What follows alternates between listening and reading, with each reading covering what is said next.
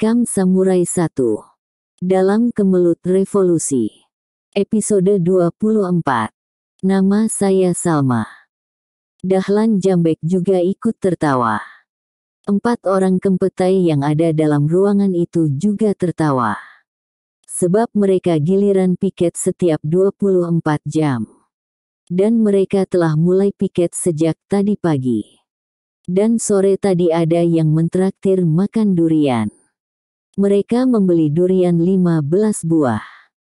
Lalu mereka makan bersama di kantin di sebelah kantor. Dahlan Jambek dengan memegang perut lalu berlari ke belakang. Menutup pintu kakus. Menguncinya. Dan kakus ini juga sudah dia perhitungkan.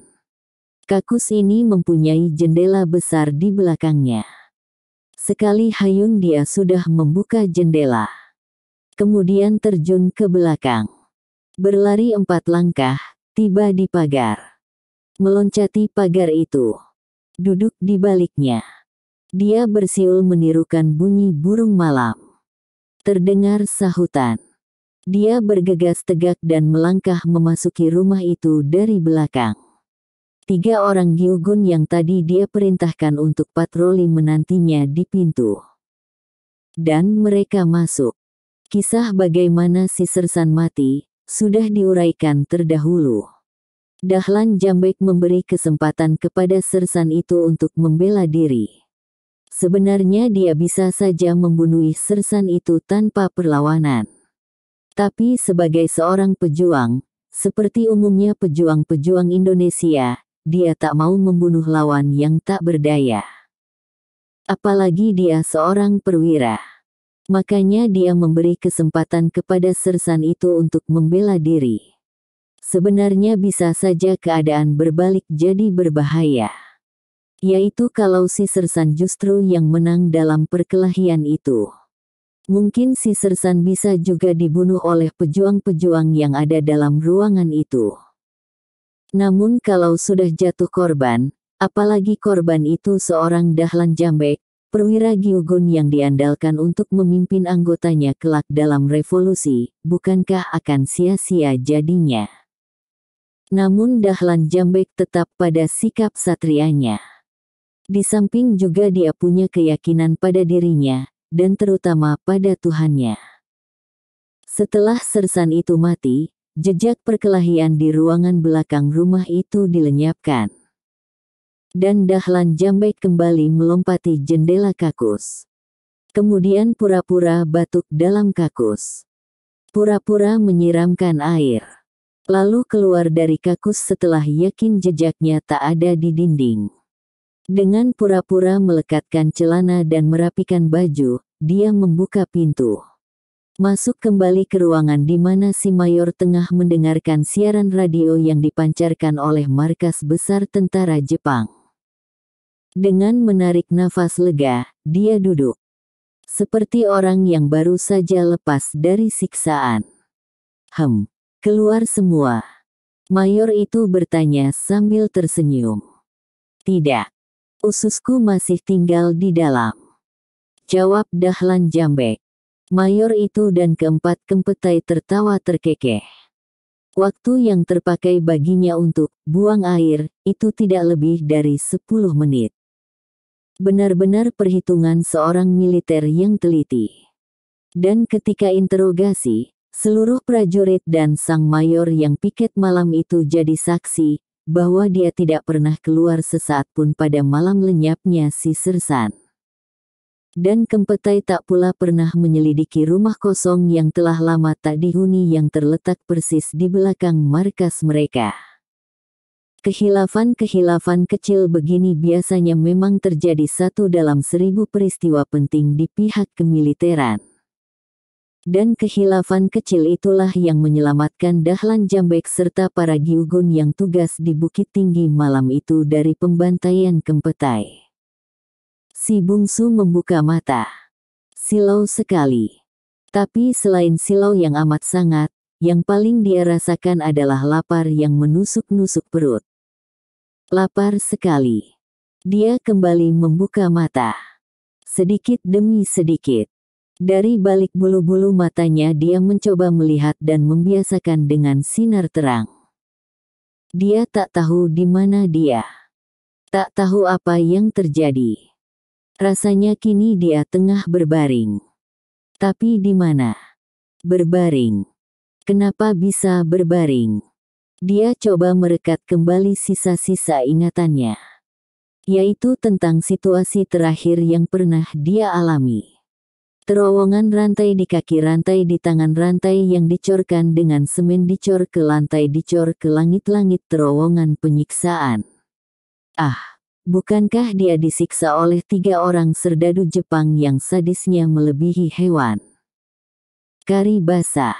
Tiba-tiba dia ingat pada orang tua itu. Bukankah orang tua itu terbelenggu pula 4 depa di depannya dalam terowongan itu?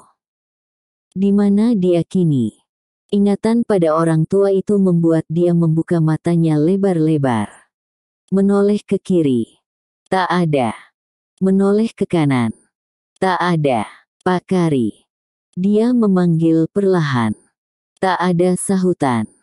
Di luar ada suara ayam betina berkotek. Dia memperhatikan tempatnya. Benar, dia memang tengah berbaring di tempat tidur. Tempat tidur berkelambu. Berseprai kain setirimin merah jambu. Berkelambu juga dengan kain setirimin merah jambu. Seperti tempat tidur pengantin baru. Bau harum kembang melati merembes ke hidungnya dengan lembut. Benarkah dia masih hidup? Atau ini hanya sebuah mimpi? Mimpi dari sebuah siksa yang tak tertangguhkan di tangan ketiga kempetai sadis itu. Ya, dia ingat lagi kini. Tubuhnya dijadikan tempat pelampiasan kekejaman ketiga serdadu itu. Lalu suara tembakan. Apakah tembakan itu bukan untuk dirinya? Kalau dia kini masih hidup, pastilah tembakan itu ditujukan pada Kari basah. Kari basah meninggal. Ya Tuhan. Pak Kari, dia memanggil lagi dan berusaha untuk duduk.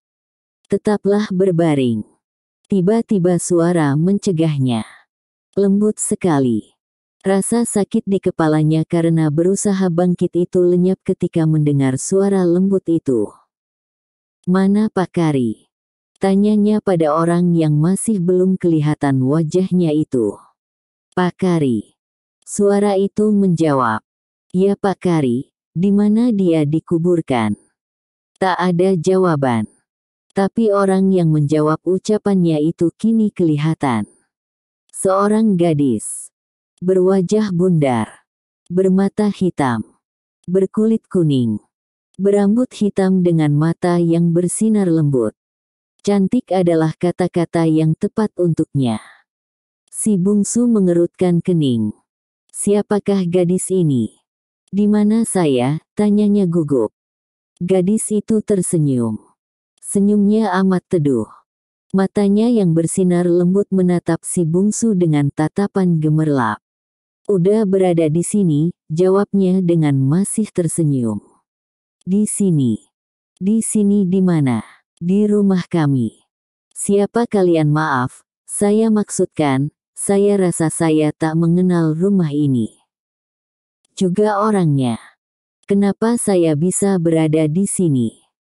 Sejak bila dan, gadis itu lagi-lagi tersenyum mendengar pertanyaan yang tak hentinya itu. Dia tak segera menjawab pertanyaan si bungsu. Melainkan berjalan ke arah kepala pembaringan. Mengambil sebuah gelas. Kemudian duduk dekat si bungsu. Minumlah. Ini obat dari akar kayu. Nanti saya jawab pertanyaan abang itu satu persatu, dia ingin bangkit. Tapi uluran tangan gadis itu untuk membantunya duduk tak bisa dia elakkan. Gadis itu membantunya meminum obat yang terasa pahit. Kemudian membantunya berbaring lagi dengan perlahan. Dalam keadaan demikian, wajah gadis itu berada dekat sekali dengan wajahnya. Gadis itu bersemu merah mukanya. Mukanya sendiri juga terasa panas. Kemudian gadis itu mengambil sebuah kursi di tepi dinding. Duduk dekat pembaringan. Ini rumah Pak Kari, gadis itu mulai bicara. Si bungsu tertegun.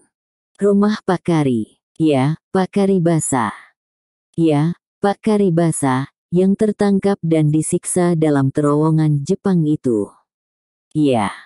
Yang disiksa bersama abang juga bukan? Mana beliau? Di kamar sebelah, masih hidup.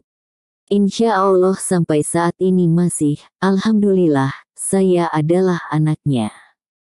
Si bungsu hampir terduduk. Tapi gadis itu menggeleng dengan senyum lembut di bibirnya.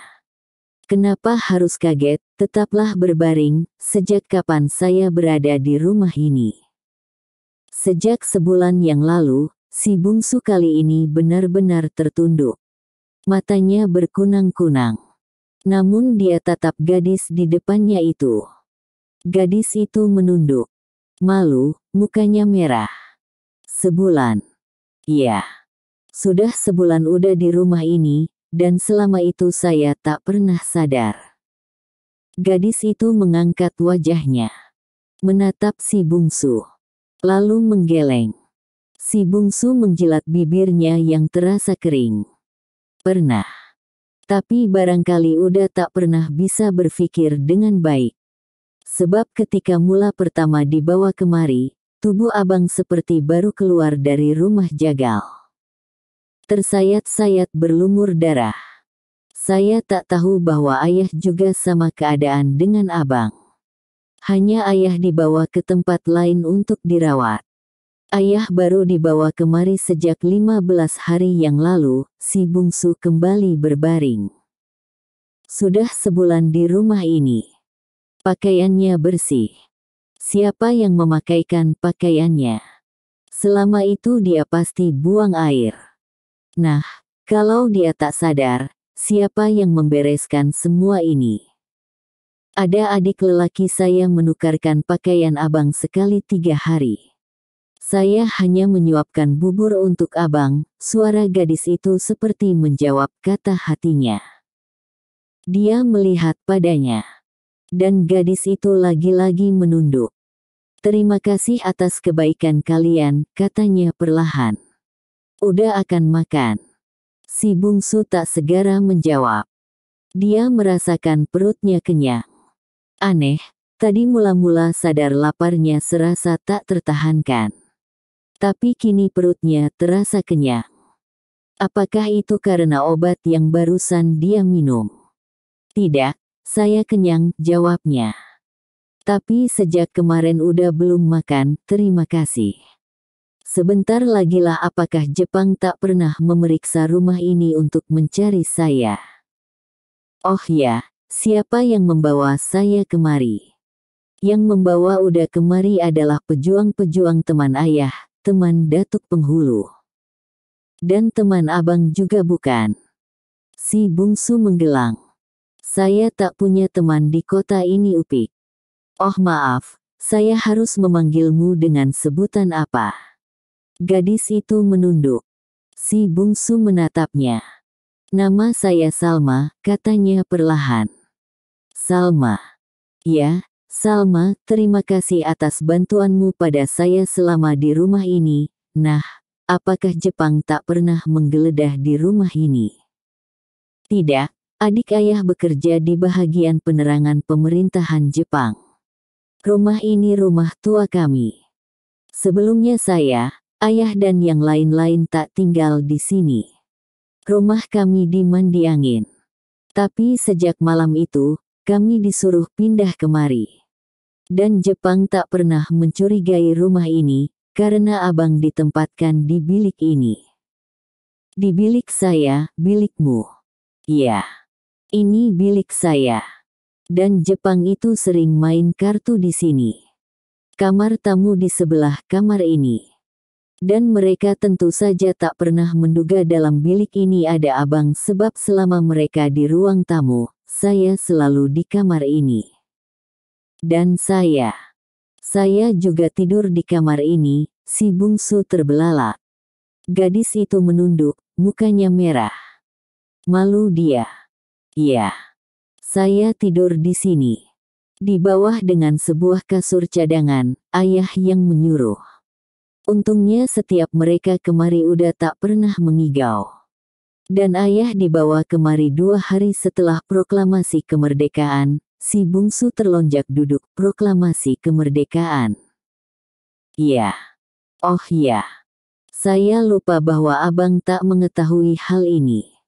Kita telah merdeka sejak tanggal 17 Agustus. Dan sekarang sudah tanggal 25, muka si bungsu berseri. Merdeka. Alhamdulillah.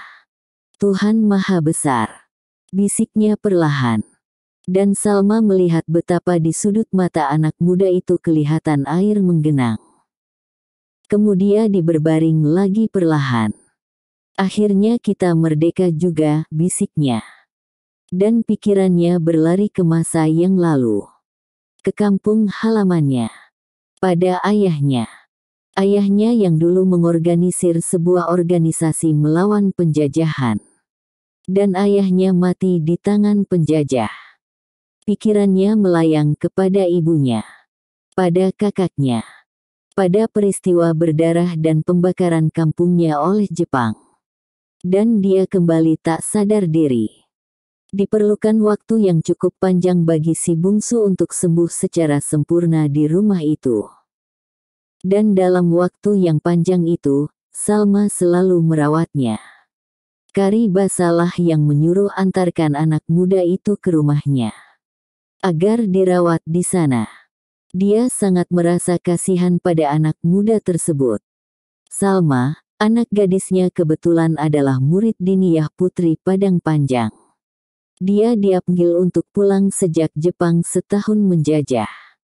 Di rumah rasanya lebih aman bagi gadis-gadis daripada jauh dari orang tua. Dan tentu saja Salma bisa merawat ayahnya dan si bungsu dengan baik. Sebab di Diniyah pelajaran P3K diajarkan secara intensif. Dan ketika Jepang masuk, Diniyah mengorganisir sebuah peleton P3K di sekolahnya.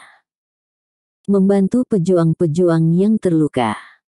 Kini jari-jari tangan si bungsu yang patah telah sembuh kembali. Demikian juga seluruh tubuhnya yang cabik-cabik dimakan samurai. Kari Basa juga telah sembuh. Meski telah dikalahkan sekutu, namun Jepang belum angkat kaki dari tanah Indonesia. Dan si bungsu suatu malam menyatakan niatnya untuk pergi. Kemana engkau akan pergi bungsu? Tanya Kari Basa. Ke Jepang, si bungsu berkata perlahan. Namun nada suaranya sangat pasti. Kari Basa dan Salma terbelalak mendengar ucapan itu. Ke Jepang. Suara Kari Basa mengandung ketidakyakinan. Iya. Saya berniat akan ke Jepang, sejauh itu. Mengapa engkau ke sana? Mencari seorang serdadu bernama Saburo Matsuyama. Kari Basa menarik nafas panjang. Dia segera mengetahui untuk apa anak muda itu pergi. Menuntut balas. Pastilah itu niatnya. Dia sudah mendengar dari Datuk Penghulu, bahwa anak muda ini berdendam pada pembunuh keluarganya. Seorang bernama Saburo Matsuyama. Salma perlahan kembali melanjutkan sulamannya. Meski berkali-kali penjahitnya menyasar entah kemana. Namun dia menyulam juga. Hingga suatu saat telunjuknya tertusuk jarum. Pikiranmu sedang tidak tenang Salma. Lebih baik tak usah menyulam, Kari Basa memperingatkan anaknya. Dan muka Salma segera saja jadi bersemu merah.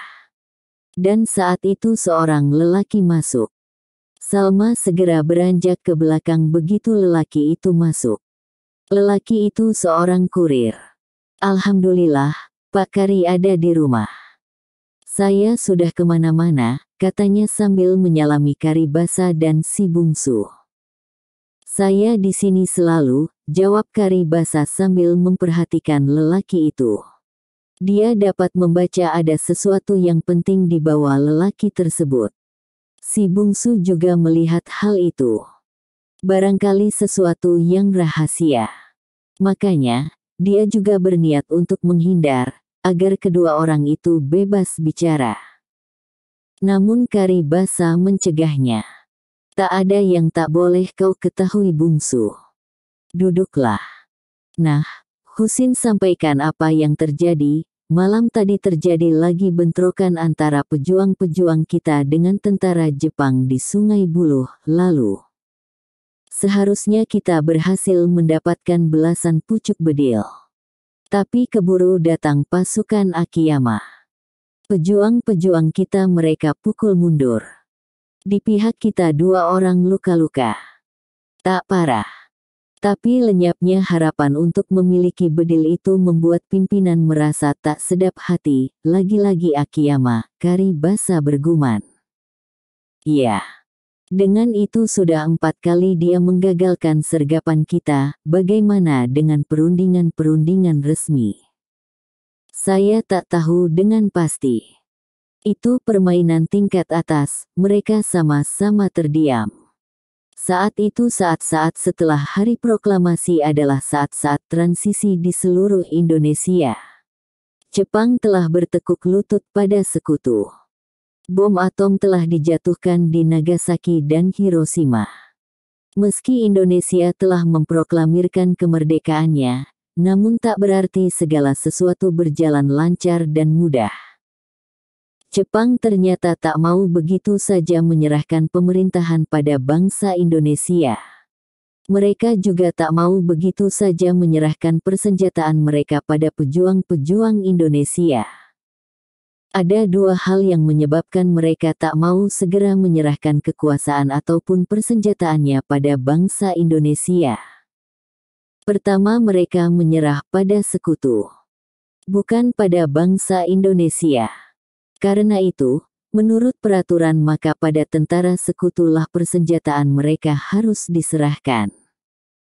Jika hal ini tidak mereka lakukan maka mereka bisa mendapat kesulitan. Sebab kedua adalah, mereka takut akan pembalasan pejuang-pejuang Indonesia. Sebab pembalasan yang paling menakutkan pastilah datang dari penduduk yang terjajah. Dan Jepang maklum sangat, bahwa selama 3,5 tahun di Minangkabau ini, mereka sudah membuat kekejaman yang tak tanggung-tanggung. Karenanya mereka takut pada pembalasan penduduk kalau senjata mereka serahkan. Ada lagi sebab lain, yaitu sedikit harapan untuk tetap bertahan. Mereka berharap agar pimpinan tinggi angkatan bersenjata memerintahkan untuk tetap berjuang sampai tetes darah terakhir. Dan seluruh bala tentara Jepang siap untuk berjibaku kalau perintah itu datang. Dan di Minangkabau, serta seluruh Sumatera umumnya, mereka menumpahkan harapan pertahanan di kota Bukit Tinggi. Bukankah mereka sudah menggali ribuan meter terowongan yang simpang siur, yang bisa dijadikan pertahanan?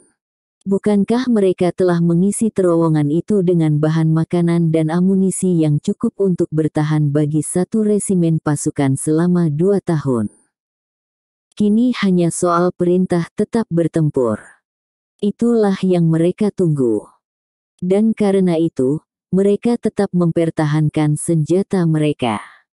Mereka tetap memegang kendali pemerintahan. Meski mereka tak lagi menjalankan aksi-aksi kekerasan seperti sebelum ditundukkan sekutu, namun mereka tetap membalas serangan yang datang dari pejuang-pejuang. Alasan mereka adalah menjaga ketertiban menjelang datangnya tentara sekutu. Dan bila sekutu datang mereka akan menyerah dengan baik-baik. Itu yang mereka permaklumkan pada pemuka-pemuka Indonesia. Namun pihak Indonesia sendiri bukannya tak berusaha secara baik-baik untuk mendapatkan persenjataan dari Jepang. Engku Syafei yang di Sumatera Tengah menjadi salah seorang tokoh Indonesia yang punya kontak langsung dengan Soekarno, Hatta dan Panglima Sudirman di Jawa, berusaha mengajak pihak Jepang berunding. Beberapa kali pertemuan dengan Mayor Jenderal Fujiyama telah dilakukan. Namun usahanya nampaknya belum menunjukkan hasil. Sementara itu, Pejuang-pejuang yang lebih radikal banyak yang tidak peduli dengan perundingan itu. Bagi mereka perang jauh lebih efektif untuk merebut senjata daripada berunding. Beberapa pengalaman berunding dengan Belanda dahulu sudah memberikan pengalaman pahit pada mereka. Itulah sebabnya kenapa telah terjadi beberapa kali bentrokan senjata antara pejuang-pejuang itu dengan tentara Jepang. Kontak-kontak senjata yang sering menjatuhkan korban itu, semata-mata dimaksudkan oleh pejuang-pejuang Indonesia untuk mendapatkan persenjataan dari Jepang. Mereka bukannya tak berhasil. Dari pertempuran di Biaro, pejuang-pejuang itu berhasil merampas 11 bedil, 2 senapan mesin, 1 pistol dan beberapa ratus butir peluru. Dan dari penghadangan di Gadut, Kabupaten Agam, mereka juga mendapat setengah lusin bedil. Selebihnya, beberapa kali penyergapan gagal karena Jepang mendatangkan bala bantuannya. Dan kini berita itulah yang dibawa kurir tersebut ke rumah Karibasa. Lalu apa kabar Lai dari Sultan Baheramsyah?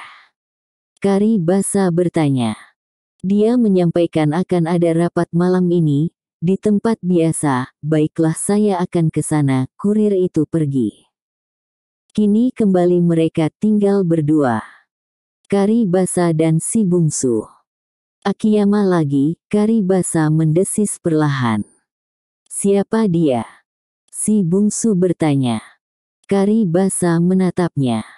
Engkau tak tahu siapa dia? Si bungsu menggeleng. Karibasa menarik nafas panjang. Dalam tentara Jepang ada beberapa serdadu yang kejamnya bukan main. Masih ingat perlakuan yang kita terima dalam tawanan di terowongan itu? Si bungsu mengangguk. Bagaimana dia akan melupakannya? Masih dia ingat betapa kuku jari Karibasa dicabuti satu demi satu. Dan saat ini dia lirik jari-jari kaki Karibasa tak berkuku sebuah pun. Dan dia juga masih ingat betapa tubuhnya disayat-sayat dengan samurai. Kemudian jarinya dipatahkan. Nah, cukup banyak tentara Jepang yang sadis begitu. Dan tukang ciptanya hanya seorang, yaitu Akiyama. Lalu Akiyama itu siapa? Si bungsu kembali bertanya. Pangkatnya kini Letnan Kolonel. Dulu Mayor. Masih ingat Mayor yang engkau ancam dengan samurai ketika mereka menyergap rapat di Birugo? Tubuh si bungsu tiba-tiba menegang mengingat Mayor itu. Masih ingat bukan? Karibasa bertanya lagi. Dengan perasaan sumbang si bungsu mengangguk. Nah, dialah Akiyama. Akiyama. Si bungsu berkata perlahan. Iya. Dialah orangnya. Pikiran si bungsu segera merekam kembali saat penangkapannya di Koto Baru. Betapa Mayor itu memerintahkan mereka untuk keluar dari rumah tabib tempat dia berobat. Kemudian ketika dia keluar bersama Karibasa, Mayor itu menyuruh melemparkan samurainya ke tanah. Ketika samurainya telah dia lemparkan, dan telah dipungut oleh seorang kempetai, Mayor itu maju. Kemudian dengan tusukan jari-jari tangannya dia menghantam luka di bahunya 2 kali. Dan dia jatuh ke tanah dalam sakit yang tak terkira. Dan saat itu dia lihat datuk penghulu melayang, menendang Mayor itu. Dan datuk penghulu mati dicabik samurai Mayor tersebut. Dia ingat lagi semuanya itu. Ingat benar. Kiranya Mayor itu masih hidup. Hei, kami ada oleh-oleh untukmu. Karibasa tiba-tiba ingat sesuatu. Salma, bawa kemari yang ayah suruh simpan kemarin. Karibasa berseru tanpa memberi kesempatan pada si bungsu untuk bicara. Tak lama kemudian anak gadis Karibasa itu muncul dengan sebuah kayu di tangannya. Si bungsu segera saja tertegak melihat oleh-oleh yang berada di tangan gadis itu. Samurai, katanya begitu dia mengenali benda itu sebagai samurai miliknya. Iya. Itu samurai milikmu, kata Karibasa. Iya. Ini milikku, di mana Bapak dapat? Bukan saya yang mendapatkannya. 2 malam yang lalu ada pejuang yang mencoba memasuki rumah Akiyama. Maksudnya ingin membunuhnya. Sebab sudah banyak kekejaman yang dilakukan Akiyama di negeri ini. Namun Akiyama tak di rumah. Yang ditemuinya hanya seorang kopral. Kopral itu dibunuh. Dan di dinding, dia melihat samurai ini.